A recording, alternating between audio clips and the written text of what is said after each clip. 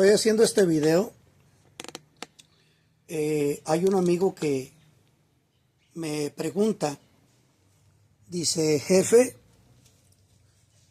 le puse las pastas nuevas a mi carro, le cambié las láminas de la pasta, engrasé también los pasadores del cargador de las pastas, comprimí el pistón, puse todo para atrás, pero el disco no lo corté, así nada más puse las pastas y me está haciendo ruido. Quisiera saber qué fue lo que hice mal. En primer lugar, yo te quiero felicitar porque eres valiente y porque te animas a trabajar en tu carro. Y porque una persona que pregunta, eso quiere decir que a la persona le gusta que se le enseñe. Entonces, lo que se hizo mal aquí fue lo siguiente: el disco no lo llevaste a rectificar, o en su defecto no lo pusiste nuevo. Y esa es la razón que tienes ese rechinido, porque pusiste pastas nuevas en un disco que ya está rayado, o posiblemente ya está muy cristalizado. Entonces, lo que te sugiero es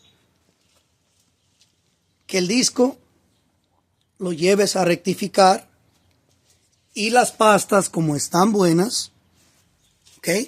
Porque las pastas están buenas, todo lo demás lo hiciste bien. Ya con el disco rectificado, entonces agarra una lija y trata de poner la pasta donde quede plana. Agarra tu lija y tállale, quítale todo eso que le quedó ahí, límpiala bien limpia. Entonces sí, ya con tu disco rectificado y todo lo demás lo hiciste bien, pon tus pastas, pon tu pistón y te aseguro que ese ruido va a desaparecer. Ya no vas a tener ese ruido en los frenos. Cuando enfrenes ya no se va a escuchar ese malestar, ese chillido. Así que espero que esta información te sirva.